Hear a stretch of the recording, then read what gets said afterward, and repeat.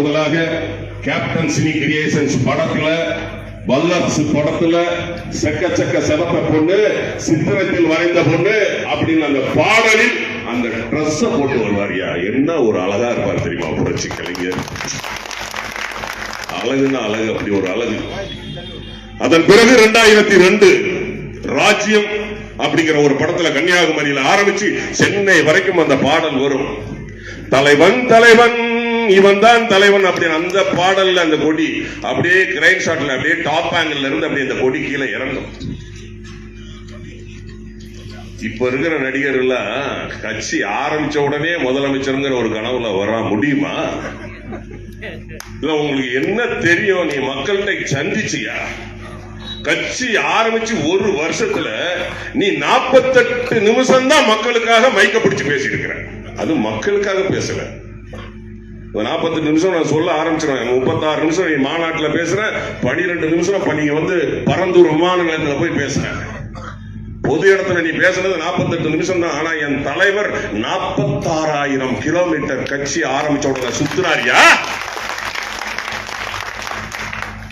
46,000 kilometre போனாரு கட்சி ஆரம்பிச்சு மூல முடுக்கெல்லாம் போய்.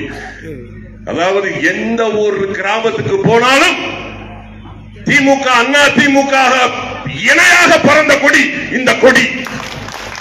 இந்த கொடியோட வரலாறு மிக பெரியது. எங்க அண்ணன் சொன்ன மாதிரி எந்த ஒரு கட்சிக்கும் கொடி நாள் கிடையாது.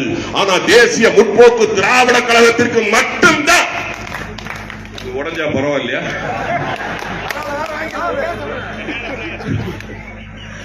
தேசிய முற்போக்கு திராவிட கழகத்துக்கு மட்டும்தான் கொடி நாள். 25 வருஷம் பாருங்க. எங்க அண்ணன் திருப்பதி என்ன சொன்னார், அழகாக சொன்னார். சிகப்பு சிவப்பு சாதி சமுதாயம் மதம் இதெல்லாம் கிடையாது. எல்லாருக்கும் ஓடுறது ஒரே ரத்தம் தான். அந்த ரத்தத்தோட கலர் தான் சிவப்பு. கருப்பு சமுதாயத்தில் ஏற்ற இறக்கங்கள் இருக்கக்கூடாது, லஞ்சம் ஊழல்கள் இருக்கக்கூடாது, எல்லோரும் சமம் அப்படிங்கிறதுக்காக தான் கருப்பு. மஞ்சள் மங்களகரமானது.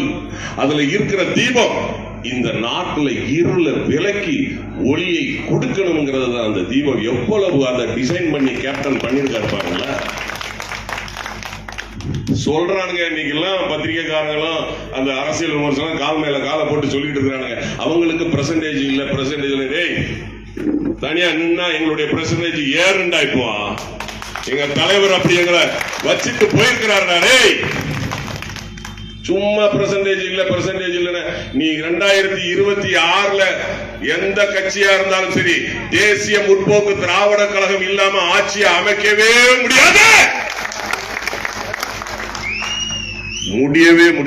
சொல்லிட்டு போறேன். நான் இங்க இருந்து இந்த வேட்டவலம் இந்த கீழ்பண்ணாத்துல இருந்து நான் சொல்லிட்டு போறேன்.